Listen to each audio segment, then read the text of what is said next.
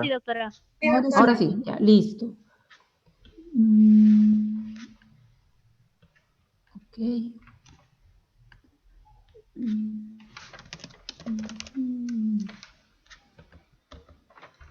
Ya.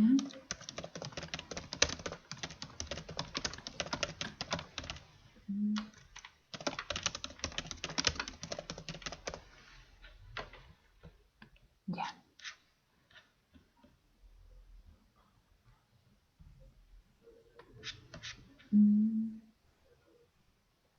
Listo.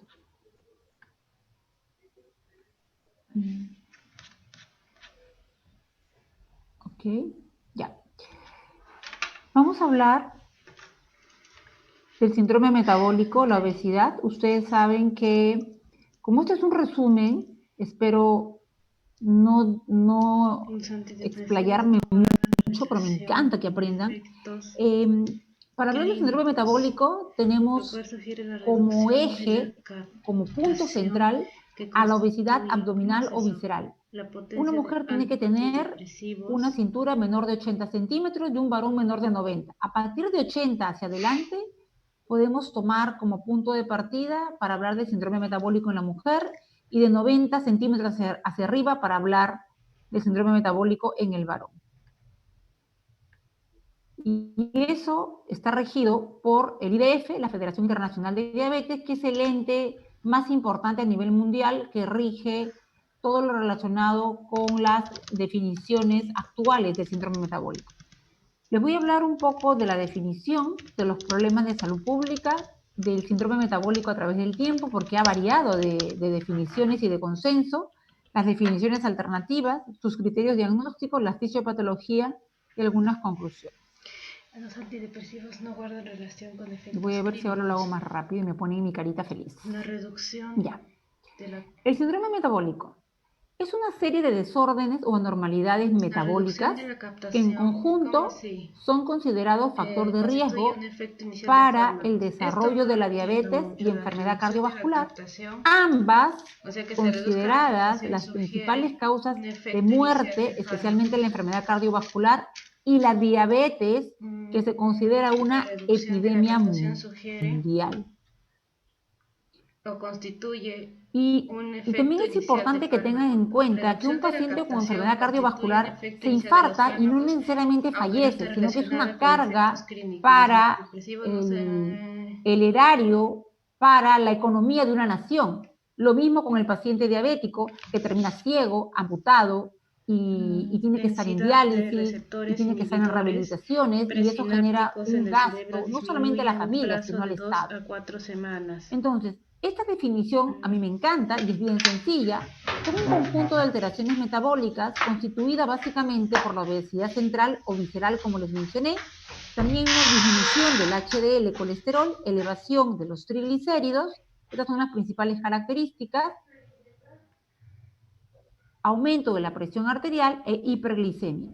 Cuando yo digo hiperglicemia, no me estoy refiriendo necesariamente a la diabetes tipo 2. Recuerden que nadie es diabético de un día para otro. Transcurren de 10 a 18 años en promedio para que una persona prediabética se convierta en diabética, ¿sí?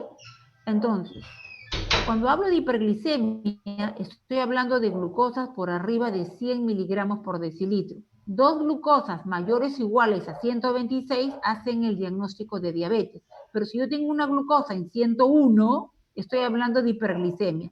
Imagínense una persona con glucosa 101, una presión arterial que se considera normal hasta 140 con 90, otro 140 con 80. Entonces yo tengo una persona con 150 y 70, basta que uno de ellos, ya sea la presión sistólica que va arriba y la diastólica va abajo, que una de ellas pase el rango de valor normal límite, se considera hipertenso. Entonces tengo un paciente con 101 de glucosa, pasó de 100, con una presión arterial de 150 con 90, triglicéridos deben ser menor a 150, pero este paciente lo tiene en 160, un HDL en la mujer debe ser mayor de 55 y en el varón mayor de 50, yo tengo acá un HDL de 40 y encima es un varón y encima una cintura de 98 centímetros, tengo un síndrome metabólico de libro. Basta que tenga la obesidad central, que es obligatorio, y 2 factores más, estoy hablando de síndrome metabólico. Entonces, tengo un paciente con 108, con 98 de cintura, un HDL en 40 y triglicéridos en 170. Es un síndrome metabólico. O como la mayoría de pacientes que tienen todo. ¿Hay otros componentes que se han agregado al síndrome metabólico? Sí. Es más, yo podría hacerles toda la clase del síndrome metabólico con esta imagen nada más. ¿Hay otros componentes que se han agregado? Sí. ¿Cuáles son? El PCR, el ácido úrico, el hígado graso. Cuando al paciente le hacen una ecografía y le encuentran grasa en el hígado, grado 1, grado 2, grado 3, grado 4 que es precirrótico, se le conoce como el NASH, esteatohepatitis no alcohólica. Entonces, hay nuevos marcadores laboratoriales y no ecográficos que se han agregado para hacer el diagnóstico de síndrome metabólico. Pero estos 5 que les estoy mencionando son los más comunes, son los más representativos, teniendo como eje principal la obesidad central o abdominal. Si no hay obesidad central o abdominal y hay cualquiera de los demás, lastimosamente no se puede hablar de síndrome metabólico, aunque por lo general es bien raro que eso suceda, queridos alumnos. La obesidad central siempre está presente.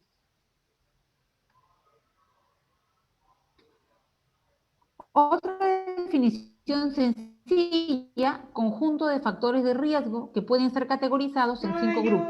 Dislipidemia aterogénica, mayor riesgo de infarto al miocardio y de ictus. Cuando digo ictus me refiero a accidente cerebrovascular, que le han cambiado tantas veces de nombre, chicos.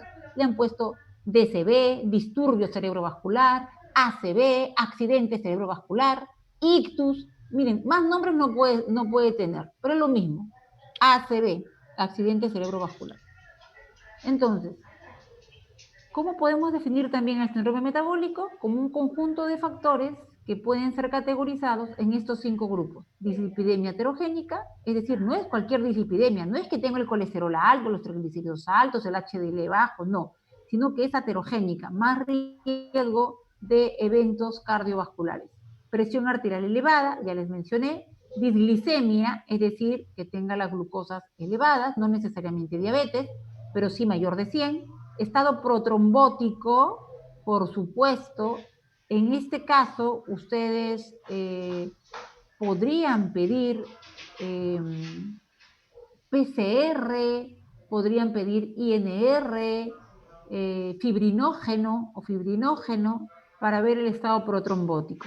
Y un estado proinflamatorio, que hay varios marcadores proinflamatorios que ahora con el coronavirus se han estado utilizando, queridos alumnos. Uno de los más utilizados es el PCR, la proteína C reactiva, y la ferritina. También se está utilizando como marcador inflamatorio. Yo quiero que sean los chicos más cultos del planeta. Problema de salud pública, por supuesto. Ya les di un adelanto hace un poquito. Es uno de los principales problemas de salud pública. Se asocia a un incremento 5 veces en la prevalencia de diabetes tipo 2 y 2 a 3 veces de enfermedad cardiovascular, y ya les mencioné. Imagínense un paciente diabético amputado, hay que ver la prótesis, que se dializa, quién lo lleva a la diálisis, ciego, quién lo acompaña, quién le da de comer. Realmente es una gran gasto, no solamente para la familia, sino para el Estado. Y también replicamos lo mismo en una enfermedad cardiovascular. Es un elemento importante en la epidemia actual del desarrollo de diabetes y enfermedad cardiovascular. La morbilidad y la mortalidad prematuras debido a la enfermedad cardiovascular y la diabetes, como les mencioné, podrían desequilibrar los presupuestos sanitarios de muchos de los países, no solamente desarrollados, sino en vías de desarrollo como el nuestro. ¿Y qué sucedió a través del tiempo? En el año 1923, el síndrome metabólico no es una enfermedad nueva, o sea, eso ya lo sabemos. Por eso es que el punto de partida para los estudios del síndrome metabólico radica con el estudio de Killing en 1923. Fue él, un médico sueco, el que definió la asociación que él observaba entre pacientes hipertensos con glucosas elevadas y gota, y por ese entonces el límite era 110, no era 100 como ahora. Y gota es la elevación del ácido úrico, pero que produce clínica. ¿A qué me refiero con clínica? Que produce dolores articulares, especialmente dolor en el dedo gordo del pie, que se llama podagra, el primer dedo del pie. Posteriormente, en el año 27, Marañón, el fundador de la endocrinología moderna en España, señaló que la hipertensión es un estado prediabético. Este concepto se aplica a la obesidad. Y eso que les menciono, queridos alumnos, es muy cierto. ¿Por qué? Porque una de las hormonas que se encuentra elevada en un paciente hipertenso es la insulina.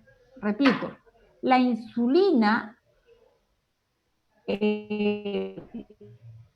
como parte de la génesis de la fisiopatología de la diabetes tipo 2, va a haber una resistencia a la insulina. Es decir, el páncreas todavía trabaja, pero la insulina no logra actuar, porque hay una resistencia a la insulina que ahorita se las voy a explicar cómo se produce. Entonces, es un círculo vicioso. La célula informa que no tiene glucosa, que es su alimento, porque la insulina es la única que puede introducir la glucosa dentro de la célula. Por lo tanto, al no tener glucosa, la célula informa al páncreas, el páncreas produce más insulina y el exceso de insulina es muy dañino porque se acumula en la pared del endotelio. ¿Y cuál es el más potente vasodilatador? Eso ustedes lo saben, es el óxido nítrico. El óxido nítrico, u óxido nitroso es lo mismo, el óxido nítrico es el más potente vasodilatador y es producido por el endotelio. Pero la insulina en exceso daña el endotelio, lo vuelve rígido, lo vuelve sensible a la aterosclerosis. Por lo tanto, el paciente que va a ser diabético muchos años antes de ser diabético ya está dañando su endotelio por la gran cantidad de insulina que produce, por ese hiperinsulinismo debido a la resistencia a la insulina. Por lo tanto, muchos diabéticos son hipertensos antes del debut de su diabetes.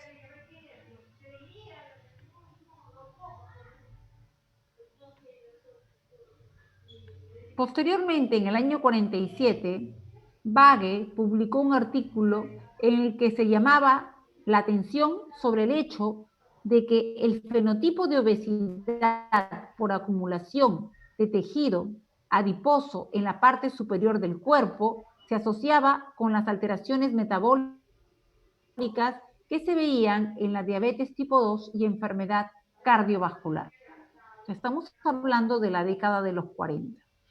20 años después, Abogaro y colaboradores documentaron la aparición simultánea de obesidad, hiperinsulinemia por resistencia a la insulina, hipertrigliceridemia, que es uno de los componentes del síndrome metabólico, e hipertensión arterial.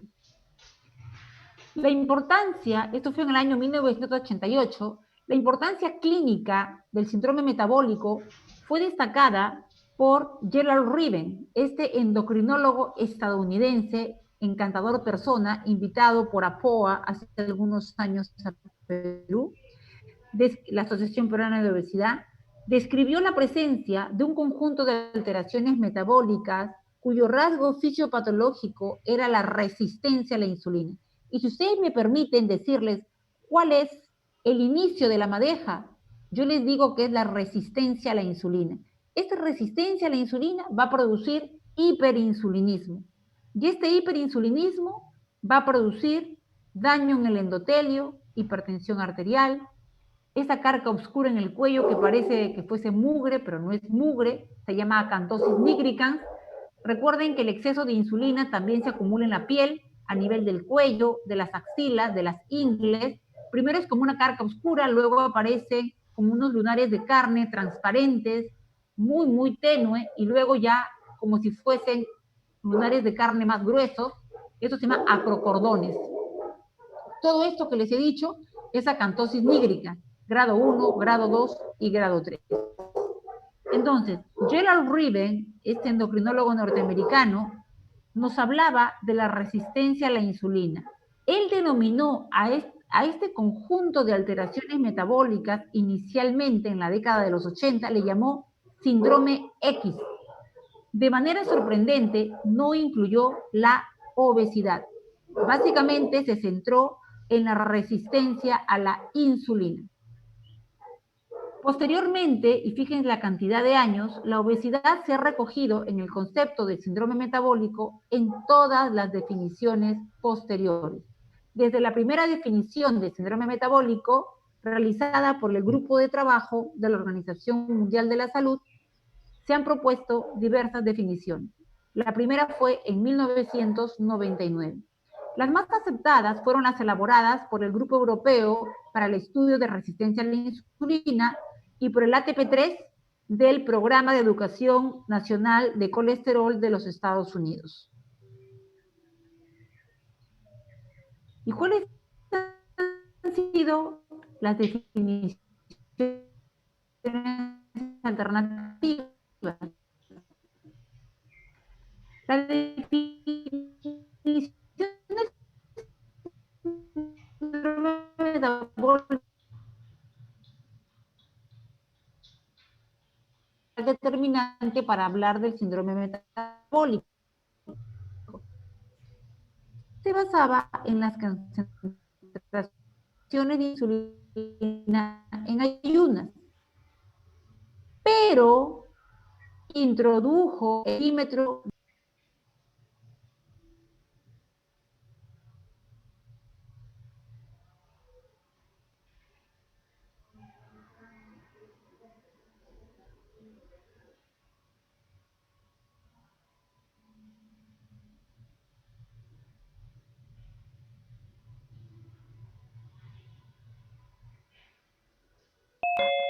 más esos ácidos grasos libres salen hacia el torrente sanguíneo y esos ácidos grasos libres se van a colocar en el lugar del receptor de la insulina.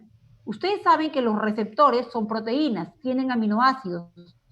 Entonces, estos ácidos grasos libres van a engañar al receptor y se van a colocar en un aminoácido, pero basta que se coloquen y ya cierran la puerta, es decir, engañan al receptor. Y cuando la verdadera insulina va a querer ocupar su receptor para poder introducir la glucosa dentro de la célula, no puede. Entonces, cuanto más obesa la persona, cuanto más barriga tenga, cuanto más Papá Noel parezca, mayor resistencia a la insulina. En el 2001, la National Cholesterol Education Program introdujo la definición del ATP3. Adoptó un abordaje menos glucocéntrico, considerando por igual todos los componentes del síndrome metabólico, no solamente la resistencia a la insulina, sino todos los otros componentes. El parámetro de cuantificación de la obesidad seguía siendo el perímetro de la cintura, pero los valores umbral superiores a los utilizados en la definición de este grupo de trabajo de resistencia a la insulina. 102 para los varones y 88 en las mujeres. Estos valores, solamente para que los recuerden ustedes, aún se sigue utilizando en los Estados Unidos. Allí se considera obesidad central, visceral o abdominal a partir de 102 en los varones y 88 en las mujeres. En Perú es diferente, nosotros nos regimos por los asiáticos del sur. Les decía que en el Perú es diferente, nosotros nos regimos por los asiáticos del sur. 90 es el punto de quiebre en el varón y 80 es el punto de quiebre en la mujer. 80 más en la mujer, mayor riesgo de diabetes, mayor riesgo de enfermedad cardiovascular y lo mismo, mayor o igual de 90 en el varón.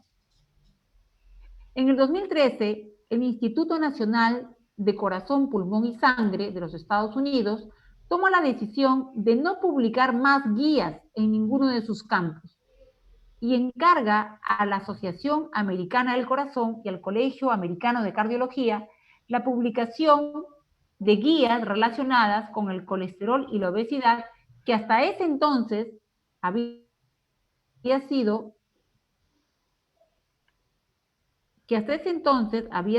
autoría de este Instituto Nacional de Corazón, Pulmón y Sangre. El panel de expertos de este Colegio Americano de Cardiología y de la Asociación Americana del Corazón, el panel de expertos de estas dos entidades, en el 2013, incluye los 16 miembros convocados inicialmente por este Instituto Nacional del Corazón, Pulmón y Sangre.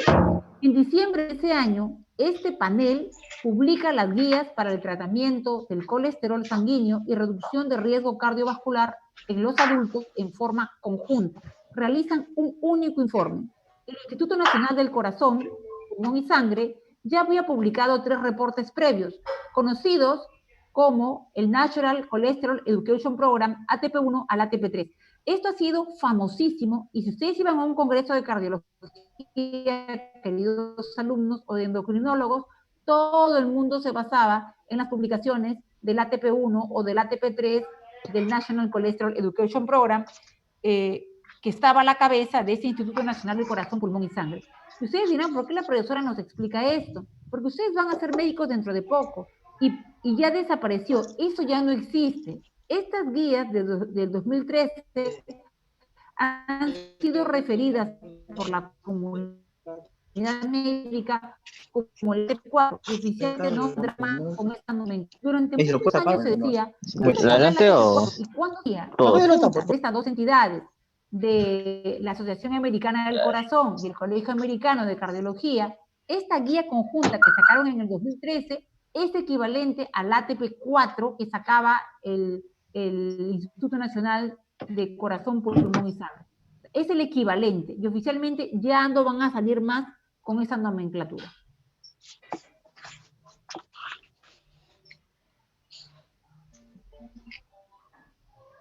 Aunque no lo crean, siguen entrando alumnos. Okay. La definición de la ACE.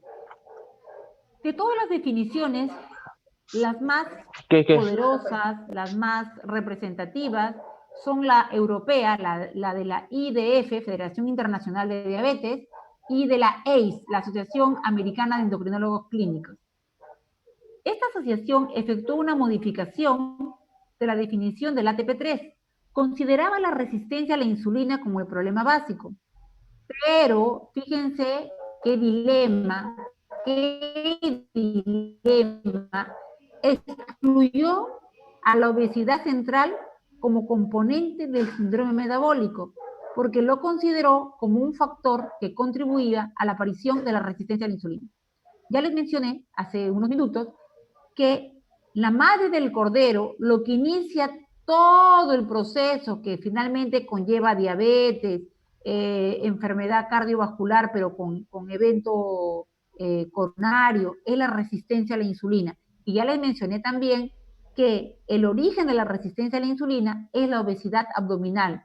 Esos adipocitos ya no pueden almacenar más ácidos grasos, y estos ácidos grasos salen a la sangre y terminan ocupando el lugar de los receptores de la insulina. Esto obviamente recibió muchas críticas porque los datos sugieren que la obesidad es un factor de riesgo importante tanto para la diabetes tipo 2 como para la enfermedad cardiovascular.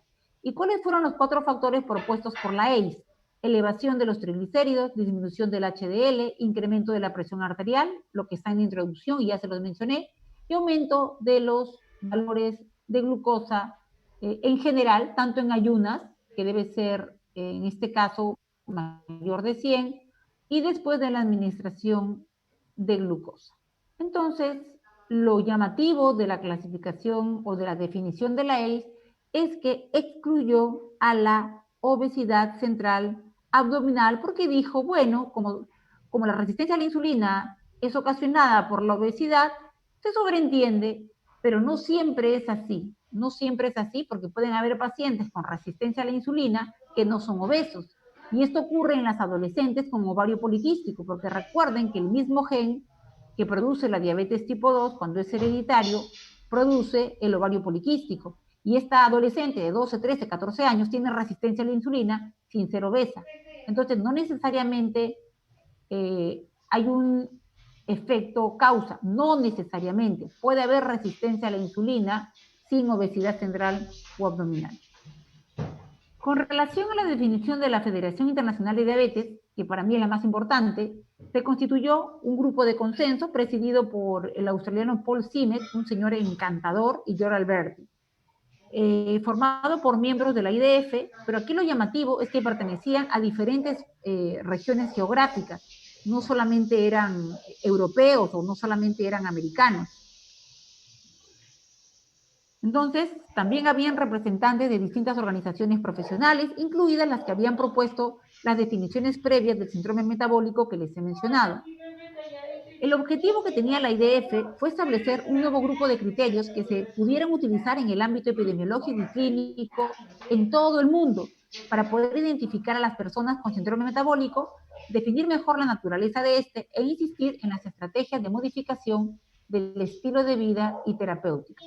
De esta forma, se pretendía reducir el riesgo a largo plazo de la enfermedad cardiovascular y diabetes tipo 2. Y este punto de vista, esta definición de la IDF, personalmente me encantó porque no solamente estaba preocupado en buscar la etiología, sino en entrar en la terapéutica, que básicamente, y hasta ahora se mantiene, es la modificación del estilo de vida del paciente con hábitos de vida saludables. También elaboraron una serie de directrices para compensar las diferencias en el perímetro de cintura, que eran muy distintos con los americanos, europeos, asiáticos, y la distribución del tejido adiposo entre los distintos grupos poblacionales, especialmente en los de origen asiático, que eran los que menos tejido adiposo tenían. La obesidad central, en este caso para los europeos, para la IDF, la Federación Internacional de Diabetes, la obesidad central o visceral representa un requisito necesario. Si no hay obesidad central, no se puede hablar para ellos de síndrome metabólico. Obesidad central y más factores, pero tiene que estar presente la obesidad central.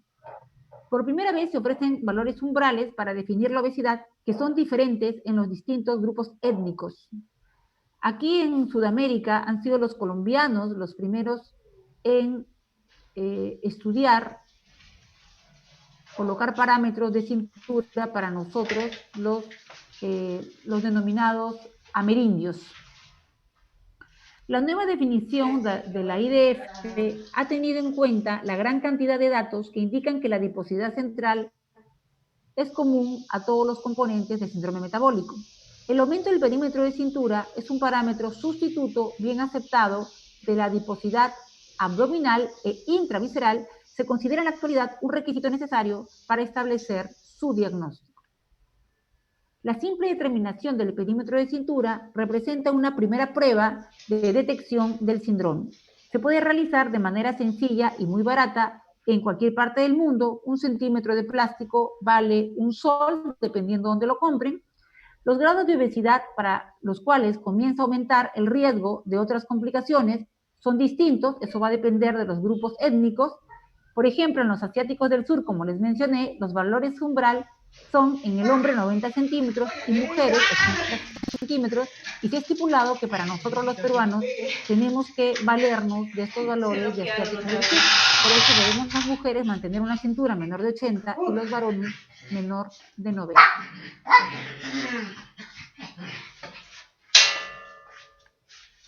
Siempre hay la posibilidad de que los resultados que se obtengan en nuevos estudios obliguen a realizar cambios, obviamente, incluida la posible incorporación, como les dije en la introducción, de nuevos componentes del síndrome metabólico, como la proteína C reactiva o PCR, tan utilizada ahora como reactante de fase aguda del coronavirus, la adiponectina y otras adipocinas. Recuerden que la adiponectina es la adiponectina más estudiada, con mayor influencia con relación a la grasa abdominal, la resistencia a la insulina y la diabetes, pero existen otros tipos de adipocinas. La adiponectina es una adipocina. Criterios diagnósticos del síndrome metabólico. En esta tabla se resumen las más importantes. Tenemos la de la Federación Internacional de Diabetes, el ATP3, la de la LAT, la Asociación Latinoamericana de Diabetes, y los criterios armonizados que fueron en el 2009. En la primera es el componente principal de la IDF, tiene que haber obesidad abdominal y como mínimo 2 componentes más, que puede ser triglicéridos, o presión, o HDL, por lo menos 2 más de lo que les estoy diciendo. Por ejemplo, un paciente varón, como les dije en la introducción, con una cintura de 98 centímetros, pero además tiene triglicéridos en 180, y ustedes saben que no debe pasar de 150, y además tiene un HDL en 35, que ustedes saben que tiene que ser, al menos para esta clasificación, mayor de 40 en el hombre. Y si ustedes se ponen a revisar cada uno de los demás, van a ver variaciones en el perímetro abdominal. Para los norteamericanos, 102 en el varón y 88 en la mujer. Para los latinoamericanos, 94 y 88, esto es de la LAT. Y los criterios armonizados, 94 y 88.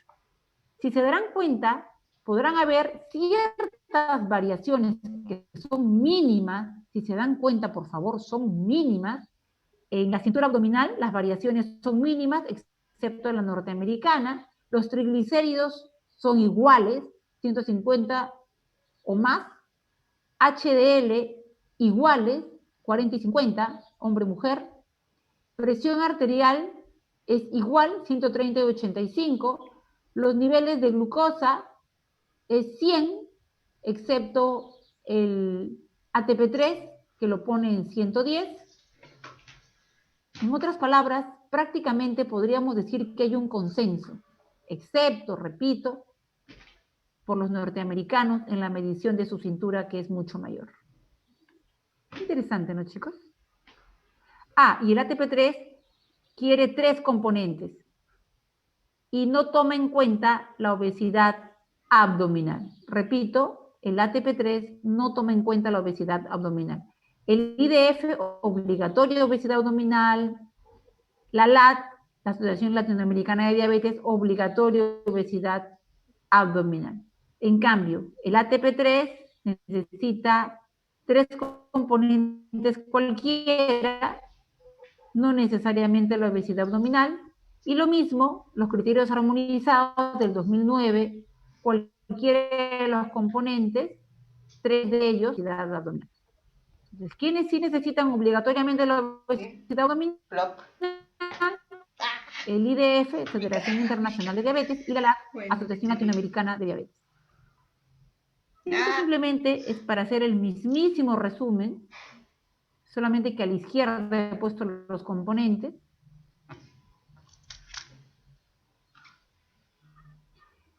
¿Y cuál es la fisiopatología del síndrome metabólico? Se ha sugerido que la fisiopatología está basada principalmente en la resistencia a la insulina, como origen del conjunto de las anormalidades que conforman el síndrome metabólico. Gerald Riven menciona que debemos tratar por igual a los componentes del síndrome metabólico y no al conjunto como una sola entidad. Esto lo sugiere en una publicación, ¿no? El síndrome metabólico es necesariamente un diagnóstico. Entonces, repito, Riven menciona que debemos tratar por igual a los componentes del síndrome metabólico. O sea, no como una entidad agrupada, sino cada uno en forma individual. Dada la estrecha relación entre la obesidad abdominal y la resistencia a la insulina, se ha planteado que la obesidad abdominal sería el más importante de los factores de riesgo.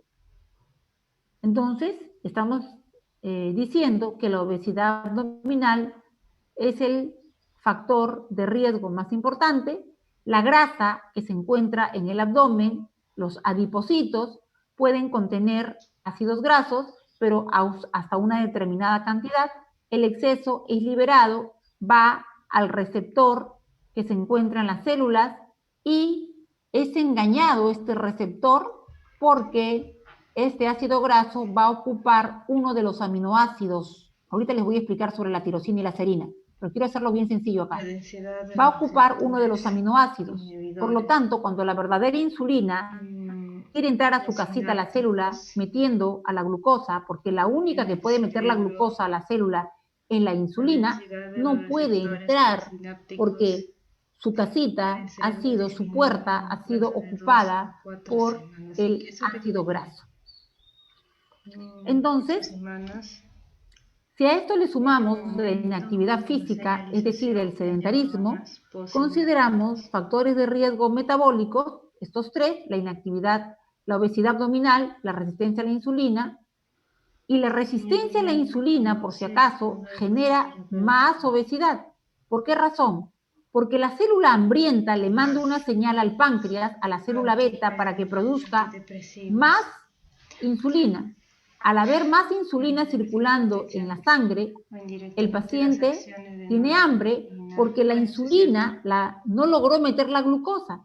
Es decir, un paciente prediabético o diabético es un paciente crónicamente hambriento, porque la glucosa, en lugar de estar en su casa dentro de la célula, se encuentra circulando en la sangre. Y es un círculo vicioso, porque el paciente come más resistencia a la insulina, porque hay más obesidad. Y todo ello, ya saben que conlleva al síndrome metabólico. cerebro, para mecanismo antidepresivo. La obesidad abdominal implica el aumento y acúmulo de grasa a nivel visceral, Pero recordamos que es el depósito de tejido graso principalmente en el hígado, músculo y páncreas. Y esto que les menciono ya ha sido demostrado. Por eso, la cantidad de grasa que tenemos en nuestro abdomen, si nos cogemos ahora mismo con nuestras dos manos, nuestra barriguita, y vemos cuánta grasa tenemos, la cantidad de grasa que podemos tocar es proporcional a la cantidad de grasa intravisceral, aquella grasa que se encuentra en el hígado. Cuanto más gordito, cuanto más obeso, cuanto más sobrepeso, más hígado graso tengo. También podemos encontrar grasa en el músculo y grasa en el páncreas. Y esto va a producir resistencia a la insulina. Esta grasa visceral implica la formación en el tejido graso de sustancias químicas llamadas adipoquinas o adipocitoquinas, que favorecen estados proinflamatorios y protrombóticos, que a su vez van a contribuir al desarrollo de resistencia a la insulina, hiperinsulinemia, porque si la insulina no puede entrar, se acumula en la sangre y va a haber hiperinsulinemia, y encima, como la insulina no puede entrar dentro de la célula informa que no tiene glucosa, porque la insulina es la única que mete la glucosa dentro de la célula, y se produce en la célula beta mayor producción de insulina. La célula informa, estoy hambrienta, no me entra glucosa porque la insulina no la puede meter, la insulina no puede actuar, entonces se produce más insulina. Entonces, resistencia a la insulina, hiperinsulinemia, alteración en la fibrinólisis, por eso tiene que ver mucho con la formación de coágulos, de trombos, y una disfunción endotelial, porque ustedes ya saben perfectamente, que les he explicado, que el exceso de insulina se pega a la pared del endotelio y va a producir disminución del óxido nítrico, que es el más potente vasodilatador, y ese endotelio se va a volver más aterogénico. Una adipoquina en particular es la adiponectina. A diferencia del resto, se encuentra disminuida en el síndrome metabólico, asociándose con incremento de triglicéridos, disminución de HDL, elevación de ApoB, presencia de partículas pequeñas y densas de LDL, que es altamente heterogénico, y todo ello contribuye al estado aterotrombótico, que representa el perfil inflamatorio de la adiposidad visceral. En otras palabras, el exceso de grasa es altamente inflamatorio. Estamos expuestos a formar trombos, a que tengamos un infarto al corazón o un infarto cerebral. ¿Cómo es que terminan generalmente los obesos u obesos diabéticos? ¿Y cuál es la fisiopatología de la diabetes? Hablemos brevemente de ella. La diabetes tipo 2 por lo general está relacionada con la obesidad y por lo tanto con la resistencia a la insulina. ¿Cuál es la madre del cordero? La resistencia a la insulina. Pero esa resistencia a la insulina, por lo general, es ocasionada por la obesidad visceral o central. Más grasa yo tengo en el abdomen, que hasta me la puedo tocar, mayor resistencia a la insulina. ¿Pero por qué? Ya se los he dicho y acá se los voy a volver a repetir, pero con más especificidad.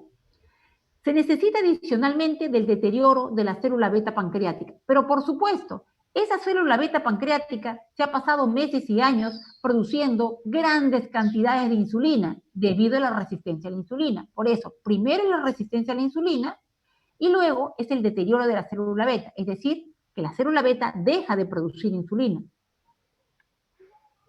Para vencer la resistencia a la insulina, la célula beta inicia un proceso que conlleva al incremento de la masa celular, es decir, al incremento de las células beta y una hiperplasia de las células beta y por ende al aumento de la producción de insulina. Repito, hay resistencia a la insulina por la gran cantidad de ácidos grasos que produce la grasa de la barriguita y esos ácidos grasos ocupan el lugar de los receptores de la insulina, no la dejan entrar, hay una resistencia a la insulina, por lo tanto la célula beta inicia un proceso llamado hiperplasia de las células beta para producir mayor cantidad de insulina debido a que las células le informan que no está ingresando la glucosa dentro de la célula. Y ustedes saben que lo único que ingresa la glucosa dentro de la célula es la insulina. Entonces, inicialmente este hiperinsulinismo logra compensar la resistencia a la insulina y mantener así los niveles de glucosa normales. Esto es al inicio. Con el transcurso del tiempo, la célula beta pierde su capacidad de mantener la hiperinsulinemia compensatoria, produciéndose un déficit relativo de insulina, y aparece finalmente la hiperglicemia. En un principio son postprandiales, es decir, después de comer, y luego esta hiperglicemia se presenta en ayunos, teniendo como consecuencia la aparición de la diabetes. Fíjese qué interesante. Tenemos a un gordito cuya grasa de la barriga impide que la insulina pueda entrar dentro de la célula. El páncreas, para compensar ese déficit, produce más insulina, las células beta se hiperplasian, produce más insulina a través de meses y años, hasta que el páncreas, la célula beta, deja de producir insulina y cuando se encuentra en 90% de daño de la célula beta, fíjense qué noble es este órgano, cuando el 90% del daño de la célula beta se ha producido, solamente funciona un 10% de la producción de insulina por las células beta, recién aparece la diabetes. Recién las glucosas son mayores a 200 en cualquier momento del día o tiene glucosas en ayunas mayores o iguales a 126. Pero después de todo este largo proceso de resistencia a la insulina, hiperinsulinismo, y hasta que finalmente se presenta la hiperglicemia. La resistencia a la insulina es un fenómeno en el que para una concentración dada de insulina no se logra una disminución adecuada de los niveles de glicemia. No hay forma de disminuir los niveles de glicemia de la forma que uno quisiera, debido a su relación con la obesidad. Todo obeso debiese ser resistente a la insulina, excepto, porque hay excepciones, el metabólicamente sano, que por lo general son pacientes que por más gorditos que son y comelones, todos los días caminan 1 hora al día, hacen bicicleta, natación, es decir, aunque no lo crean, son gorditos deportistas. Y no estoy hablando de levantamiento de pesas, que no es ningún ejercicio aeróbico. Recuerden que es otro, la fosforilcreatina es lo que se gasta cuando uno hace ejercicios de resistencia como levantamiento de pesas, la fosforilcreatina. Yo les estoy hablando de ejercicios aeróbicos. Fíjense ustedes, cuando la insulina es producida en exceso, se acumula en la piel, especialmente en el cuello, en las ingles y en las axilas. Observen cómo está el cuello de esa niña, porque es una niña. Tenemos niños que lo seban desde que nacen, por eso es que en la actualidad hay niños diabéticos tipo 2 de 12 años de edad, y no les estoy exagerando. Tenían 4 o 5 años y los niños estaban realmente obesos. Con acantosis nígricas, la mamá les sobaba el cuello hasta se los ponía rojo, pensando que era carca, mugre. No, era insulina en la piel por la resistencia a la insulina que conllevó a hiperinsulinismo.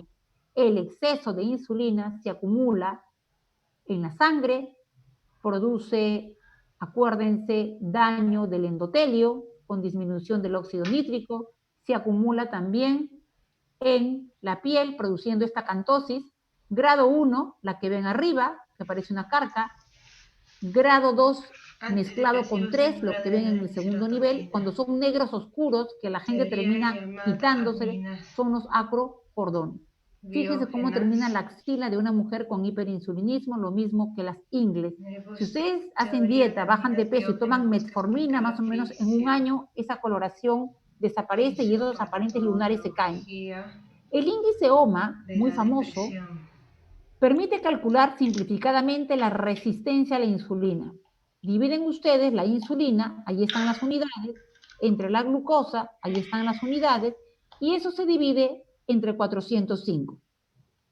Como valor referencial es 3,5. Por encima de 3,5 se identifican a los pacientes con factores de riesgo asociados a resistencia a la insulina, especialmente aquellos con síndrome metabólico.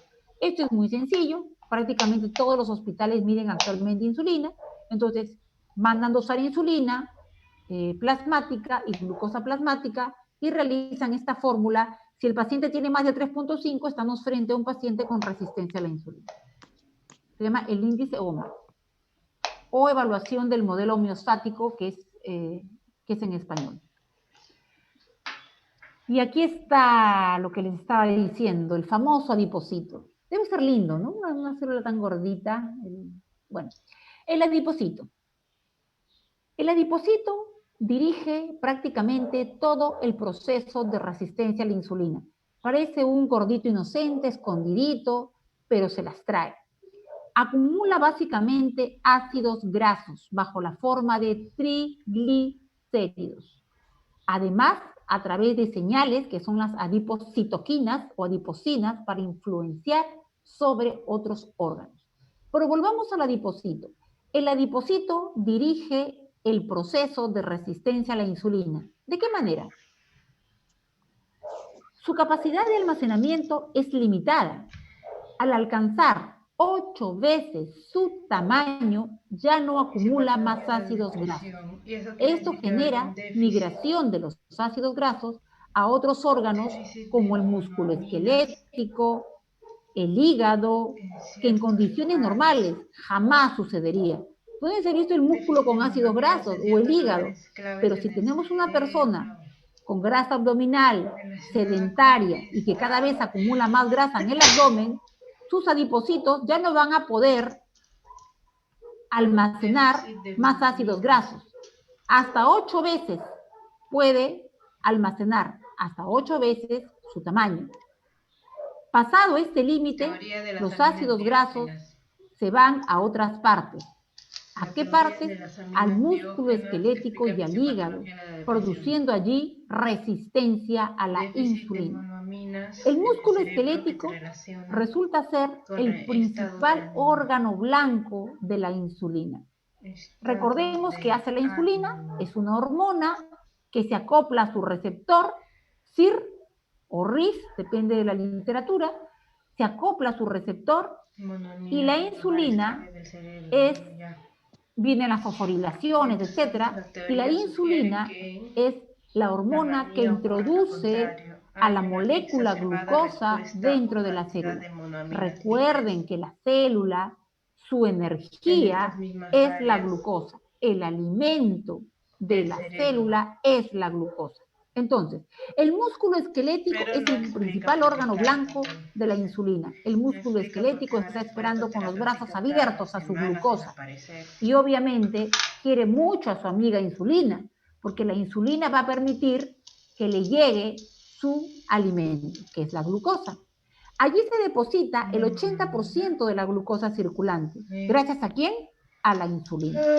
La presencia de los ácidos grasos bloquea las señales de la insulina, generando resistencia a la insulina en el músculo esquelético. En otras palabras, y mucho más sencillo, el ácido graso es el enemigo de la insulina. La presencia de los ácidos grasos bloquea las señales de la insulina, generando así resistencia a la insulina en el músculo esquelético, que es el principal órgano de acción de la insulina. ¿Y qué es lo que pretende la insulina? Darle su comida al músculo, darle su glucosa.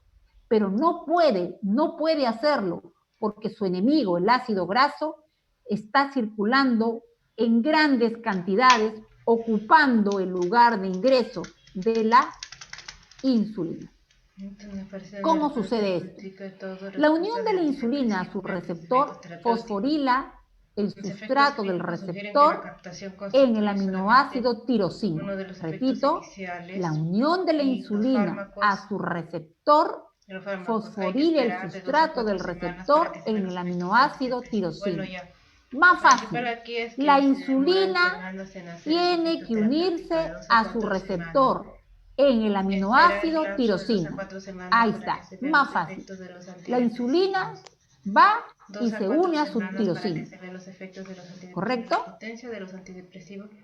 Esto activa la vía llamada fosfoinositol 3 sinasa. Esta vía activa al GLUT4. ¿Y quién es el GLUT4? El GLUT4 se encuentra siempre en el centro de la célula. Y una vez que la insulina se acopla a su receptor en el aminoácido tirosina, se emite una señal. Hola, GLUT4, ya estoy aquí.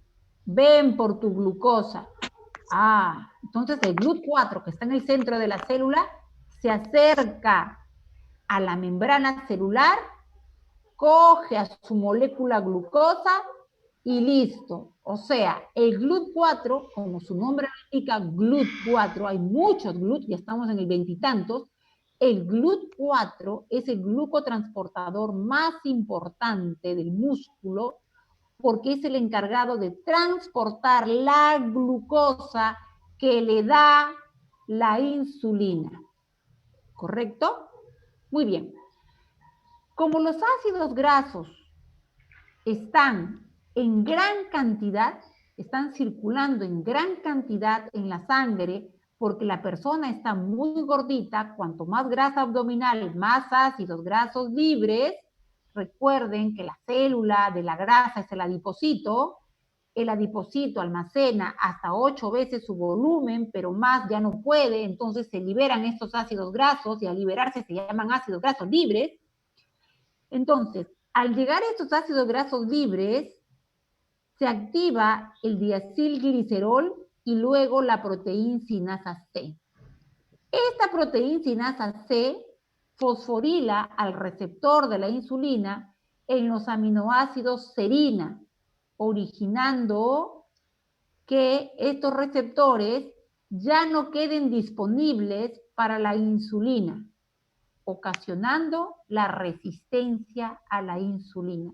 En otras palabras, el pobre receptor ha sido engañado. Él no estaba esperando para nada a ese ácido graso libre, estaba esperando a su insulina. Pero es tanta la cantidad de ácidos grasos libres circulantes que, por una serie de mecanismos, utiliza para su ingreso a la serina, no a la tirosina, que utiliza la insulina, utiliza a la serina. Y cuando la verdadera insulina quiere entrar a su receptor, ya no puede. Está ocupado por el impostor ácido graso. Y esto es lo que produce la resistencia a la insulina, la presencia de los ácidos grasos.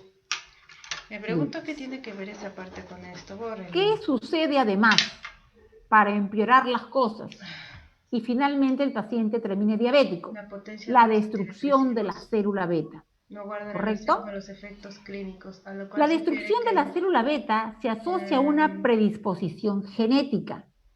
Por lo tanto, no todos los individuos con resistencia a la insulina van a desarrollar diabetes. El daño de la célula beta tiene relación con el estrés oxidativo derivado de la oxidación de la glucosa y de los ácidos grasos libres. Si bien es cierto, y se los digo por experiencia, existe una predisposición genética para la destrucción de estas células beta, las personas obesas, sedentarias, personalidad tipo A, que toman alcohol, que su dieta son grasas y liberan radicales libres, créanme, queridos alumnos, también van a producir un daño de las células beta. Entonces, tenemos primero resistencia a la insulina, el páncreas ha trabajado demasiado, sus células beta han trabajado demasiado durante meses y años, y encima estamos frente a un daño per se de las células beta. Vamos camino a la diabetes tipo 2. El estrés oxidativo sobre las células beta disminuye los factores de transcripción que se expresan en el páncreas y en el duodeno. El más conocido son los PDX1, que ayudan a la reparación y regeneración de la célula beta, pero que su funcionalidad está ausente debido al estrés oxidativo. Es probable que el daño inicial ocurra por lipotoxicidad, propia de la exagerada liberación de ácidos grasos libres desde los adipocitos. Pero a medida que la enfermedad avanza, el daño se perpetúa por los altos niveles de glucosa. Recuerden que el exceso de ácidos grasos libres y el exceso de glucosa también daña las células beta. Por lo tanto, todo medicamento que ayude a disminuir la concentración de ácidos grasos libres o de glucosa ayudará a preservar la función de las células beta. Lo más importante, yo no quiero que se olviden, es la dieta, la actividad física. Créanme lo que les estoy diciendo. Tenemos pacientes que no utilizan fármacos, lo utilizaron en su debut hasta insulina, sí, pero luego bajaron 15, 25 kilos de peso, son deportistas, comen sano, solo se cuidan con dieta y actividad física. Sin embargo, existen medicamentos que ayudan a mejorar o disminuir la resistencia a la insulina, sí, se les llama insulinosensibilizadores y son la metformina y la pioglitazona. La metformina, que deriva de la planta Galega officinalis y es la única de su género que se encuentra vigente y en venta en el mundo. Las demás fueron retiradas del mercado por haber producido acidosis de receptores inhibidores. Ya estamos terminando. Las incretinas. Además del páncreas, que produce insulina, del hígado y músculo esquelético, existen otros órganos implicados en la fisiopatología de la diabetes. El páncreas produce insulina para que básicamente introduzca la glucosa en el músculo esquelético. Recuerden que el 80% del trabajo de las células beta, en este caso de la insulina, está en ayudar al músculo esquelético para que tenga su alimento, su sustrato, que es la glucosa. Pero existen otros órganos implicados en la fisiopatología de la diabetes, siendo uno de los más importantes el intestino delgado y grueso. El ilio y el colon, por medio de las células L, produce el glucagon-like peptide tipo 1, es decir, el péptido similar al glucagon, que es una de las incretinas más importantes implicadas en la génesis de la diabetes. ¿Y por qué digo una? Porque tenemos muchas otras. Dentro de las incretinas tenemos una larga lista. También está el GIP, el péptido inhibidor gástrico. Pero el más importante, el que existen pastillas que se comercializan para activar, para hacer que dure más tiempo este GLP-1, dentro de las incretinas, es el GLP-1. Entonces, dentro de la larga lista de incretinas, basta que recordemos al GLP-1, que es la más importante de todas, que actualmente existen en el mercado pastillas como la sitagliptina, vildagliptina, que van a hacer que este GLP-1 dure hasta 24 horas en nuestro cuerpo, en nuestro intestino, porque se inhibe a la enzima que la degrada, que es la DPP-4. Entonces, estas pastillas inhiben a la DPP-4, que es la dipeptidilpeptidasa 4. En términos más sencillos, las nuevas pastillas permiten que esta GLP-1 esté muchísimas más horas, hasta 24 horas, actuando.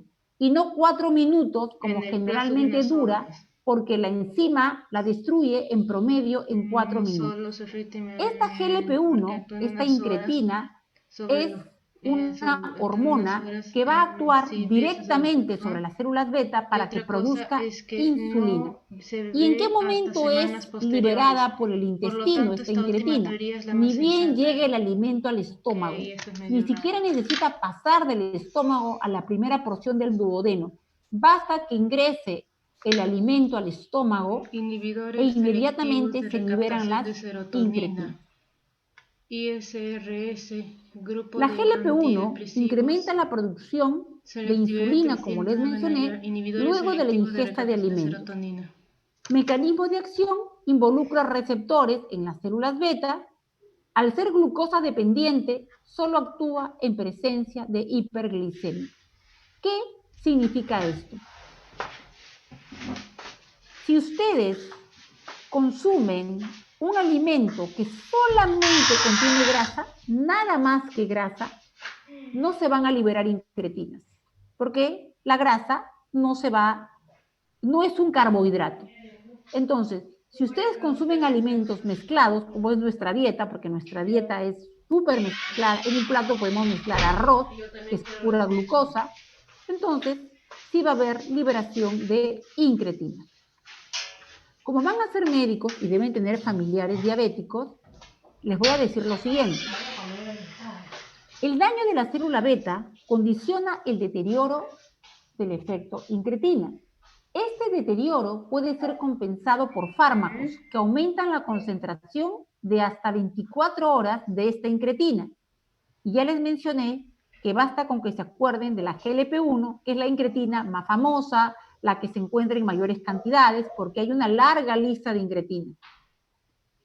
¿Cuáles son estos medicamentos que permiten que estas incretinas estén disponibles hasta 24 horas?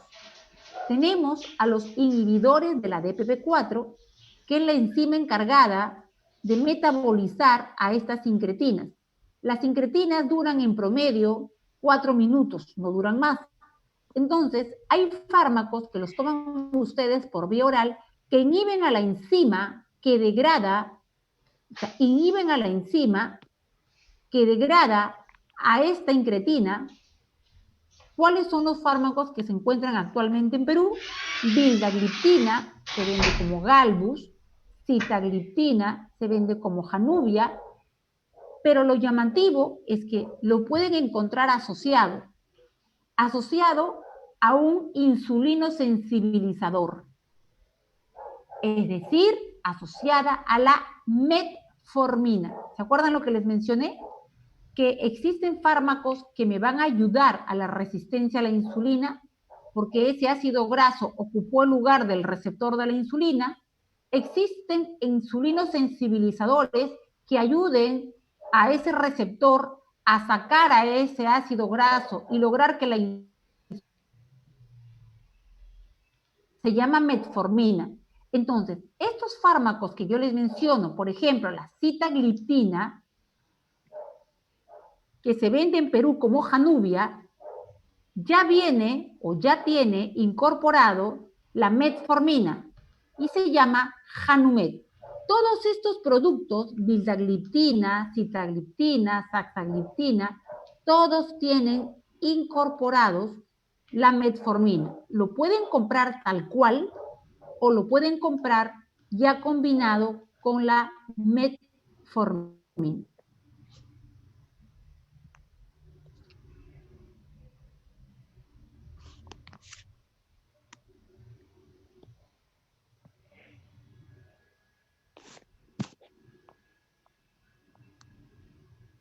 Ingeniería genética idéntico a nuestra propia incretina. En otras palabras, ahora sí me están escuchando, ¿no, chicos? A ver, voy a cortar, yo voy a acabar, pero quiero tener la seguridad que me están escuchando. Ya un segundo.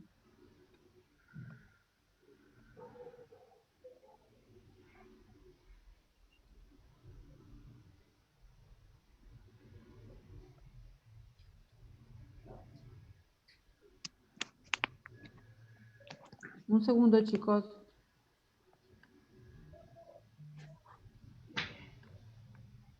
Ya, chicos, ¿me están escuchando? Sí, doctora. Sí, Sí, doctora. doctora. Ya, gracias. Ya vamos a terminar.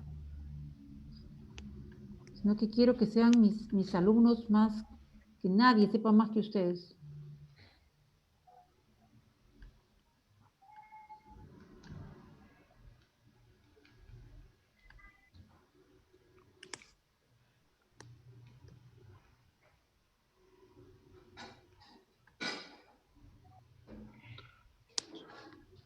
Ya. Les estaba diciendo que las incretinas se producen en el intestino, grueso y delgado. Y les estaba diciendo también que las incretinas actúan, ni bien llega el alimento al estómago, ni siquiera necesita el duodeno, pero siempre y cuando estos alimentos contengan carbohidratos. Y nosotros comemos dieta variada. Por lo tanto, sí, la mayoría de nuestra dieta va a contener carbohidratos. Es más, es el porcentaje mayor en nuestra dieta. Existen tiempo en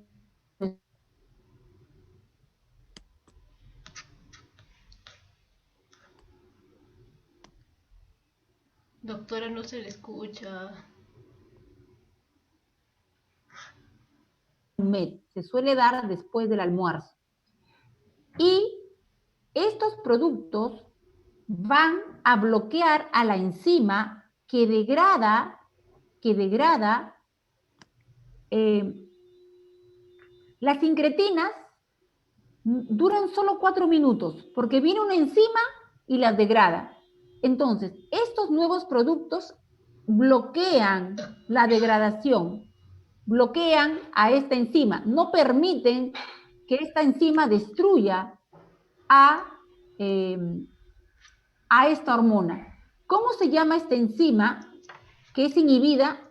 Se llama dipeptidilpeptidasa 4. Entonces, los nuevos productos inhiben a esta enzima para que estas incretinas puedan durar hasta 24 horas. Asimismo, existen unas ampollas como si fueran lapiceros de insulina, y este producto es mucho más caro que las pastillas, que se aplican subcutáneamente, ya sea en el hombro o en la barriguita, y son obtenidos de un lagarto, el Heloderma suspectum, que es bien feíto ese animalito. Inhibidores selectivos. De allí se obtiene este análogo de incretina. Es como si nos estuviésemos inyectando nuestra propia incretina.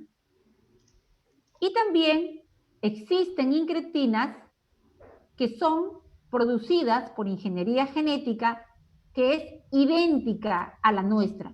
No necesitamos obtenerla del Heloderma suspectum.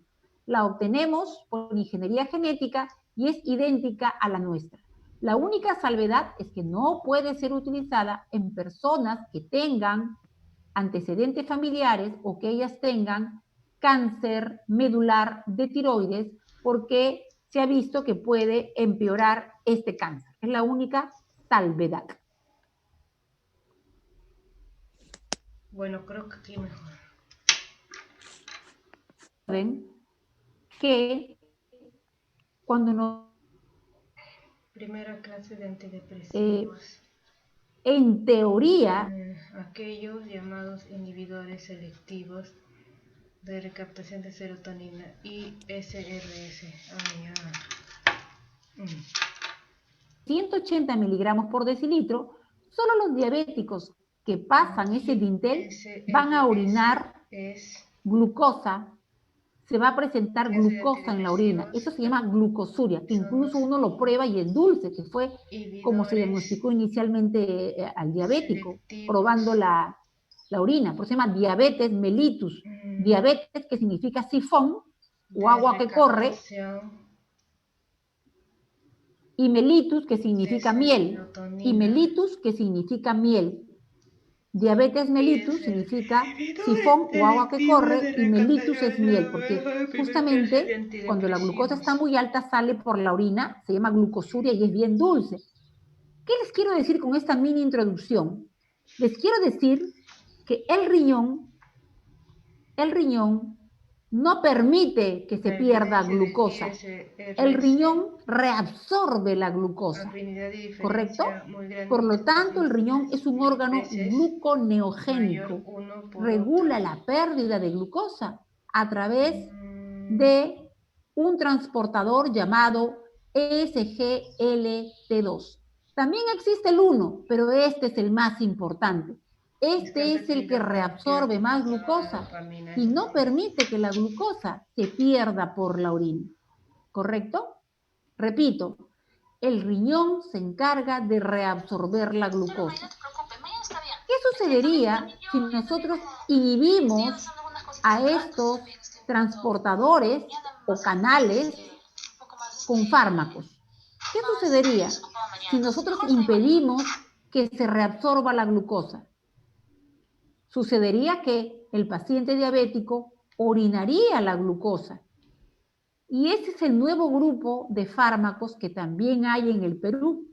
Dapaglifosina, canaglifosina, en fin, esos son los nuevos fármacos que hay en el Perú, que bloquean a estos transportadores, a estos canales. El más famoso o el más importante, el SGLT2, lo bloquean, lo inhiben para que no reabsorba glucosa, y la glucosa es miccionada a través de la orina, ¿correcto?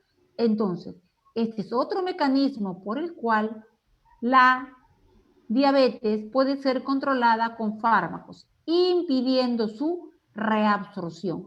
¿Tiene impedimentos? ¿Tiene contraindicaciones? Sí. Recuerden que la glucosa alta en la orina hace propensa a la mujer a tener infecciones urinarias, en el varón también infecciones urinarias, hace que la mujer tenga hongos, micosis vaginal, porque la glucosa es el alimento de los hongos. Entonces, cuando una diabética tiene gran picazón a nivel genital, es porque sus glucosas están por encima de 180. Por eso es que algunos endocrinólogos están en contra de la utilización de estos productos, habiendo un gigantesco arsenal terapéutico en la actualidad. Y con esto terminamos la clase, mis queridos alumnos, y no saben cómo les agradezco su atención, porque los repasos sirven no solamente para afianzar los conocimientos, recordar, sino para aprender nuevas cosas, algo que por allí ustedes no captaron o algo que yo adicionalmente he querido compartir. De Fronzo es un endocrinólogo norteamericano muy famoso que siempre aporta, y él nos dice que los 8 contribuyentes para la hiperglicemia en el diabético, recuerden que la glucosa nunca debe pasar de 100. Repito, la glucosa nunca debe pasar de 100. Más de 100 hablamos de hiperglicemia. Si está entre 101 y 125 es un prediabético, pero 2 glucosas en ayunas mayores igual a 126 es diabetes, ¿está claro? Y una sola en cualquier momento del día igual o mayor a 200 es diabetes. Entonces, para que a un diabético o a un prediabético se le suba la glucosa, tiene que haber o interviene los siguientes mecanismos. Disminución del efecto de incretina, es decir, va a haber una disminución de la producción de incretinas en el intestino delgado y primera porción del grueso, y especialmente de la GLP-1, que es la más importante, el glucagon light peptide. Glucagon, el péptido similar al glucagon tipo 1. Y ustedes ya saben que las sincretinas actúan sobre las células beta, produciendo insulina, siempre y cuando la glucosa, los niveles de glucosa sean mayores a 100 miligramos por decilitro, porque ustedes han consumido alimentos con carbohidratos. Para que se eleve la glucosa en sangre, va a haber una disminución en la secreción de insulina por el páncreas, que esto se produce a partir del 5º año de enfermedad. Hay una secreción rápida de insulina, esa se pierde y paulatinamente el páncreas va perdiendo la función de las células beta al punto que el paciente ya no se satisface con actividad física, con dieta, con ejercicios, con pastillas para la diabetes, como la glibenclamida o la sitagliptina, la metformina, y necesita insulina. Entonces, con el tiempo va a haber una secreción de insulina disminuida por el páncreas. Cuando uno es diabético, ya les mencioné, y cuando uno es prediabético, va a haber una resistencia a la insulina, ya aprendieron por qué, la obesidad abdominal, los adipocitos, la serina, la tirosina, todo lo que han aprendido. También hay un incremento en la disfunción de los neurotransmisores. Esto también se ha visto a nivel central, hay una disfunción de los neurotransmisores. Por eso es que hay medicamentos que en la actualidad se están empleando a nivel central, y esto tiene que ver, ustedes dirán, pero ¿qué tiene que ver? Tiene que ver muchísimo, queridos alumnos, con el vaciamiento gástrico y con la sensación de saciedad. Por ejemplo, la leptina es una proteína que viene del leptos delgado, que me va a permitir estar yo saciado. Si yo tengo buena producción de leptina, yo no voy a tener hambre, voy a comer lo normal. Lo mismo sucede con la alteración del neuropéptido I. Si este está alterado, yo voy a tener mucho hambre. Por eso es que aquí entran a tallar también la disfunción de los neurotransmisores, que también tiene que ver, les repito, con el vaciamiento gástrico. Incremento en la reabsorción de glucosa a nivel renal. Este mecanismo es el último que les acabo de explicar, que hay medicamentos para bloquear esta reabsorción y hay detractores de estos medicamentos por una mayor producción de infección urinaria y de hongos a nivel genital. Pero en general, esto es lo que se produce en los diabéticos. Hay una mayor reabsorción de glucosa a nivel renal y esto también incrementa los niveles de glucosa en sangre. Un incremento en la secreción de glucagón por las células pancreáticas. Recuerden que el glucagón es producido por las células alfa de los islotes de Langerhans. El glucagón actúa directamente sobre el hígado para que este hígado libere glucosa hacia la sangre en grandes cantidades, porque recuerden que el hígado guarda glucosa en forma de glucógeno. El glucógeno es un polímero que se desdobla en moléculas de glucosa. Si el glucagón actúa sobre este glucógeno se desdobla y es liberado en forma de glucosa.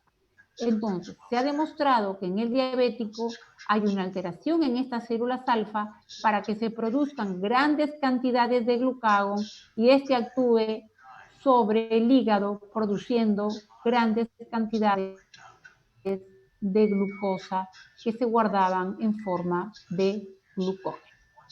Asimismo, en el diabético se va a producir hiperglicemia por una alta producción hepática de glucosa por neoglucogénesis.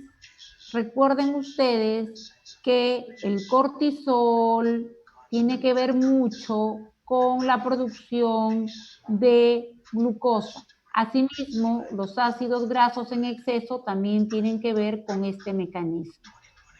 Hay una disminución de la recaptura de la glucosa por el músculo por la resistencia a la insulina que les acabo de explicar en detalle. Recuerden que el órgano diana de la insulina es el músculo, es su órgano principal. 80% de la función de la insulina es actuar sobre el músculo para hacer ingresar la glucosa, pero lastimosamente no se puede, ya les expliqué, porque los ácidos grasos libres engañan a la insulina. Y finalmente hay un incremento de la lipólisis con liberación de ácidos grasos libres que finalmente van a alterar la función de la insulina, alterando su receptor. Con esto, mis queridísimos alumnos, hemos terminado. Lo que sigue es una miscelánea para los que quieran aprender los orígenes fetales de la diabetes. Se ha demostrado que la desnutrición y la obesidad al nacer pueden originar diabetes. Un bebé que nace con menos de 2 kilos, 500, o un bebé que nace macrosómico con 4 kilos o más, ambos van a terminar siendo diabéticos, los dos. Este pequeñín incluso va a tener talla corta, pero este además va a tener colesterol y triglicéridos altos, y si es mujercita, mayor riesgo de cáncer de mama. Es muy importante que le pregunten a la mamá cuánto pesaron al nacer. Él es David Barker, un epidemiólogo británico que observó en su país una gran cantidad de personas que se estaban infartando, y él quería saber por qué se estaban infartando. Y él, como epidemiólogo, planteó una teoría que luego fue demostrada no solamente por él, sino por otros estudiosos en el mundo. Resulta que esa zona que él había estudiado, que ahora eran adultos, los niños sobrevivientes, los niños que habían logrado sobrevivir a la hambruna de esa zona, eran los que a futuro tenían diabetes, hipertensión, dislipidemia, osteoporosis, cáncer de mama e incluso depresión infantil. Aquí está la partera, es el Margaret Bronstein, del pueblito Hertfordshire, donde coincidentemente había nacido la hermana de David Barker. Ella pesó a todos los niños por más de 30 años y capacitó a un grupo de parteras. Posteriormente se hicieron más estudios en Italia, en Holanda, este es otro, de mujeres que habían estado embarazadas durante la Segunda Guerra Mundial y prácticamente no comían, y los hijos que tuvieron, no todos sobrevivían, pero los que sobrevivían cuando adultos tuvieron más riesgo de desarrollar diabetes y enfermedades cardiovasculares. Con eso, David Barker demostró que la pobreza, la desnutrición infantil, la desnutrición materno-fetal, es decir, la desnutrición del feto, debido a la desnutrición de la madre, condicionaba enfermedades crónicas del adulto, como la enfermedad cardiovascular, diabetes y todas las que ven aquí, especialmente cáncer de mama si es mujer. Conclusiones. Respecto a la fisiopatología del síndrome metabólico, la resistencia a la insulina ha sido considerada como la base de su desarrollo, ¿correcto? Resistencia a la insulina. Se sugiere que la obesidad abdominal o visceral es la responsable del desarrollo de esta resistencia a la insulina. Las adipoquinas producidas por el tejido adiposo abdominal actuarían en el desarrollo de los componentes del síndrome metabólico. El síndrome metabólico ha sido considerado un equivalente diagnóstico de prediabetes por ser el predictor de la diabetes. El incremento de su prevalencia a nivel mundial le ha otorgado una gran importancia en la prevención y control de riesgo de la enfermedad cardiovascular y diabetes, porque todos sin excepción podemos medirnos la cintura. Si tenemos una cintura mayor de 80 centímetros en la mujer, igual o mayor de 90 en el varón, por lo tanto, tenemos más cantidad de ácidos grasos libres circulantes. Cuanto más grasa abdominal, más ácidos grasos libres, más enemigo de la insulina porque va a ocupar su receptor, más resistencia a la insulina, más lipotoxicidad, más glucotoxicidad, más beta-toxicidad, más daño de la célula beta. Finalmente, cuando la célula beta llega a su 10%, estamos hablando de diabetes tipo 2. Muy bien, mis queridos chicos, con eso su profesora ha terminado el repaso de las dos clases y espero que me hayan entendido. ¿Listo, chicos? Muchas gracias, doctora. Muchas gracias, doctora. Muchas gracias, Gracias, doctora. doctora. Que tenga buenas Gracias. tardes. Doctora. Buenas noches. Gracias a ustedes, chicos. Cuídense muchísimo y si me necesitan para otro repaso, simplemente me pasan la voz con el doctor José, ¿ya? Ya, doctora, muchas gracias. ¿Ya? Cuídense mucho. ¿Aprendieron? Eso quiero saber. ¿Aprendieron? Sí, doctora, muchas gracias. Sí, doctora, muchas gracias. Ya, chicos, me quedo feliz. Cuídense muchísimo.